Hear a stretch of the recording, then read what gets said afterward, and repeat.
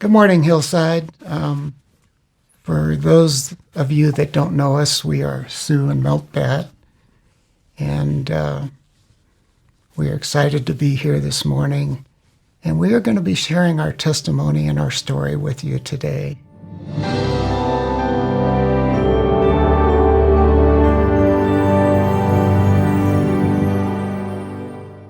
Now I'm getting the headache. She's next. Her eyes are starting to go. She usually gets that after looking at me too long.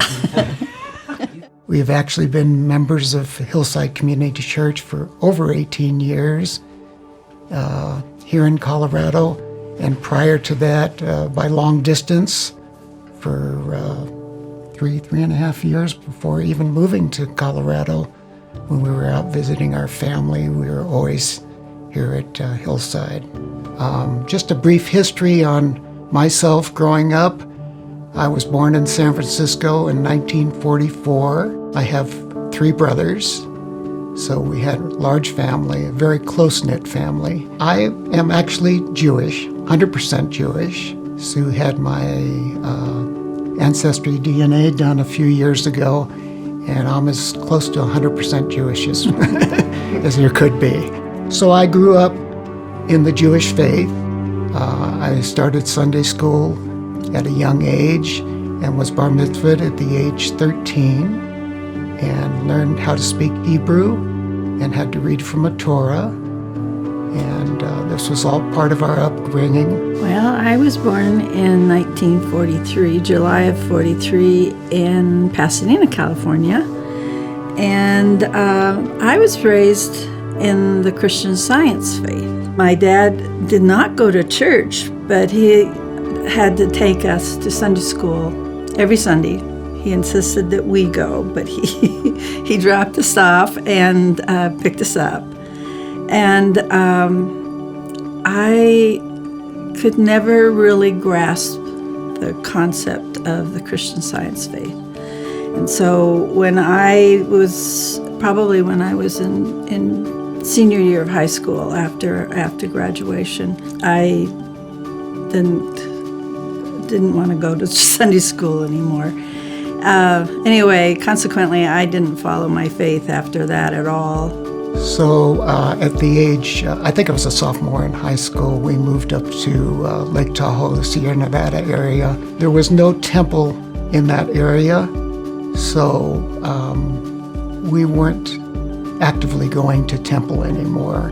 Finished high school in that area, and then the next thing was I met the love of my life.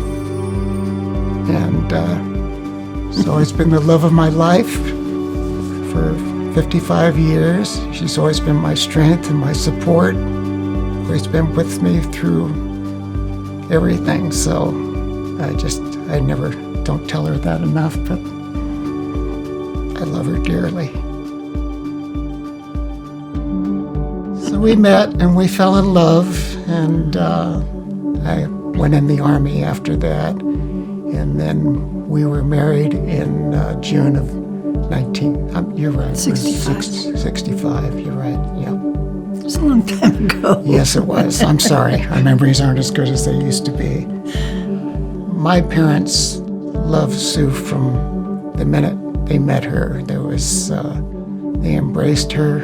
If my grandparents had been alive when we were getting married, that would have been another issue, because it would have been a non-issue. Nothing would have happened from there. Right, but the fact that I was Jewish and she was of the Christian faith, at that time, that wasn't common practice, to intermarriages that way. I think my father and a couple of my dad's sisters mainly, I don't remember that my grandparents were concerned about the different faiths, but it was a little hard for my dad, but he knew we loved each other, and he wanted us to be happy. Over the years, they grew to love you so much. I can't even explain how I felt at that point, because they truly adored you. in the end. Someone should have set them straight. Well, after we got married, like most young married couples, we wanted to start a family. When we tried to start our family, we ran into some problems with getting pregnant. It actually took us 7 years. 7.5. 7.5 years to have our first son, Brian. He was our only son. Right. Sue had 3 miscarriages prior to getting pregnant with Brian. Before she got pregnant with Brian, we had started adoption procedures. We had sat down and started that process, and then she again got pregnant with Brian, and we were blessed with Brian. And then she ended up having another miscarriage between the time Brian and Katie was born. As I've thought about it over the years, God was involved in that process. It was hard at the time, and we're not sure why things worked out the way they did, but looking back on it now, it was totally a blessing. We have Brian and Katie. We wouldn't have our 2 beautiful children that we have, so that's amazing. So we had our 2 small, beautiful babies, and the next big thing that happened in our life was we found out my mother was extremely ill and had cancer and leukemia and lymphoma, and basically only had a couple of years left to live. They were living in Hawaii. That was her dying wish. She wanted to be in Hawaii. And we decided in 1975 that we wanted to be closer to her and to be there and help my father with what he was going through. So we packed up our family, our 2 babies, and we moved to Hawaii to be there for them. And it was totally a blessing to be able to spend those extra couple of years with her before she passed away. As the kids grew older, the decision to put them into Christian schools, this was all we could do because the schools in Hawaii were just terrible. And so The public schools. Public schools. Yeah. And most of the good private schools were Christian schools. And I didn't have any problem with that, but I think Milt did at first. But he knew that would be the best situation for them. So that's they grew up in Christian schools over in Hawaii. And as their Christian faith got stronger and stronger, and they got involved with youth groups and a Hope Chapel, as hard as it was for me, I felt I was always there for them, and I respected their decision.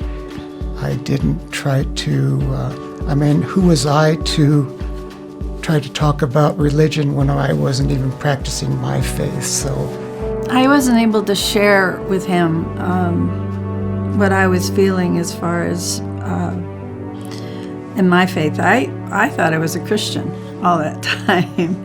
And it wasn't until Katie was in preschool and I met one of my dear friends over there that she and our 2 children led me to the Lord. But it wasn't until they were in high school. When I accepted the Lord, Suzanne was leading a Bible study for new Christians, and but I hadn't accepted the Lord at that point. But it was one of these Bible studies where you, 1 week it was the Bible, 1 week it was God, 1 week it was Jesus, and the week we were talking about Jesus, she showed the Jesus film. And I had seen it before, and but it wasn't until I saw it the second time that it just hit me what he did for us.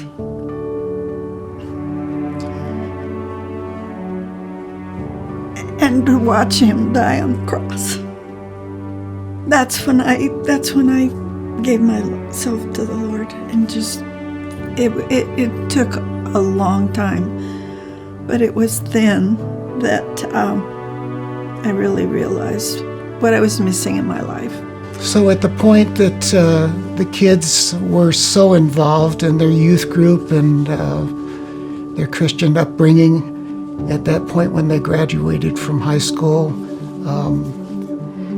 we felt that it would be good for them to experience a different area of Hawaii being such a different culture, that we suggested that they come to the mainland to go to college. When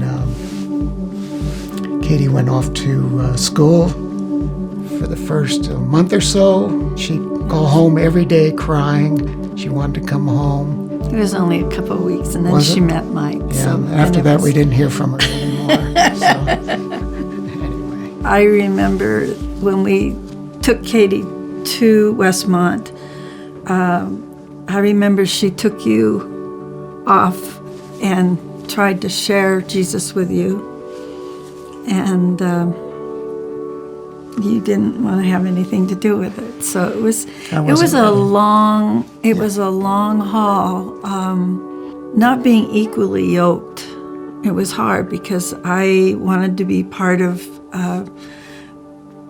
groups at church, and I was involved, and yet I felt like I couldn't do a lot of things because I would leave Milt, and I didn't want to do that. And it was hard for Milt because I remember one of the things that Milt asked me was, why am I not enough? Why Jesus and not me?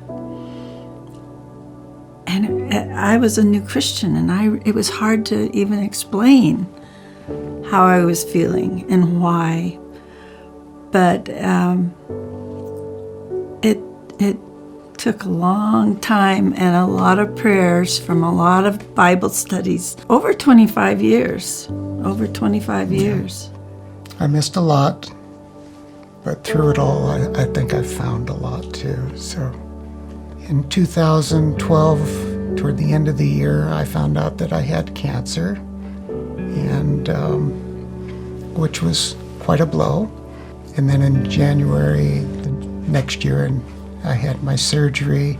But I just remember during that period being very much at peace and very calm with the whole process and what was going on. And I knew God was working with me and through this whole. I just remember the kids and Sue being there and praying for me before I actually went in for my surgery. And I just had a peace about me that I remember Kevin Shive, and this was before I had my surgery. I think I was in New York. He had called me, and when he had found out, and just was such a support system for me, and was there for me through that whole process. So at that point, I think I was to the point where I was ready, really, to turn my life over to Jesus. I don't know what was holding me back then, but the final thing that really put me over the top is when our son Brian got so sick, and at the We end of almost it, lost him. and the prayers and the support and everything. And I mean, in the 2 weeks he was in the hospital, he had 6 surgeries and was in intensive care. And I truly just lived at the hospital praying for him morning and night. And for a parent to see one of their children go through something like that is, I don't even know how to describe it. But God was with us through that whole process. And I just remember that one day, when Gus and Kevin and Mike and all the Flack boys came to Brian's room, and they were all around the room, and everybody praying for Brian. I think that was a real changing moment for you to see that. And I think that was one of the things that you saw the love, and you felt, I think you really felt Jesus in that room. For sure. So at that point, Brian recovered, and I just can't even start to tell you how relieved we were. But through all that, we just knew, and I knew, that God had his hand in bringing Brian back to us. So it wasn't too far after that. I had been thinking about it a lot, and I knew I was ready. And we had the family over one night, and we were discussing different things, and one thing led to another. And I asked Mike and Katie and Brian and Missy, just went back into the bedroom, and we were talking about a few things. Planning a trip. And a family trip. Right. And it was time. And I shared with everyone. He shocked us all, had us all in tears. Yep. Including myself. Family has always been who we are and what we're about, and we always include our family in everything that we do. And it was a special moment. And I remember after that, not that evening, or maybe it was that evening, calling Gus and sharing that with him as well. But it's been a journey for sure, and I'm sure my children and Sue have been very frustrated with me over the years. But I honestly feel the process, it's been good. You know, there's been times people have been curious, and before Milt became a Christian, it was almost a family joke that between the kids and Mike and Katie and Brian and Missy, and Milt was so involved in the church, and yet he hadn't accepted the Lord. But we really kind of secretly thought that you were a closet Christian. And I mean, you did so much for others and for the church and for us. You've always been so giving and loving, and I think a lot of people didn't even realize that you hadn't accepted Christ. And yet you still came to church. You supported us. You always were a support to us. Seeing the way all our grandkids were growing up in the church and everything, I just wanted to be there as a support system. But underneath it all, without coming right out and saying it, I think I was there already.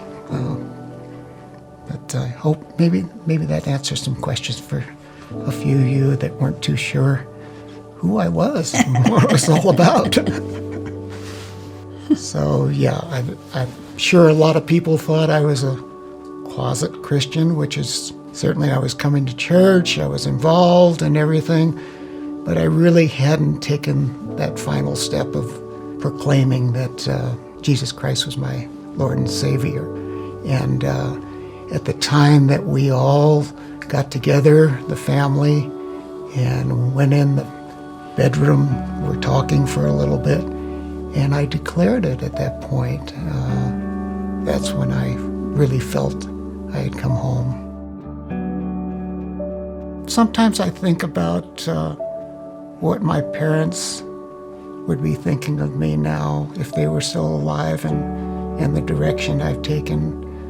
But they were always so forward-thinking and so supportive in anything and everything we did that I know they'd be behind me 100%. So, but I through all this, I go back to our family and watching our family grow in their faith, and just how amazingly proud we are of both Katie and Brian and their families, and watching our grandkids grow up in the church. And what a special blessing it's been for, I can't even put it into words. It's such a amazing feeling. And I love coming to church every week. I love the worship. I love being involved. I love seeing my family up there. It's just so special. And Hillside has been such an important part of our lives. In closing, I would just like to say that we have been so extremely blessed. We are truly blessed in our lives.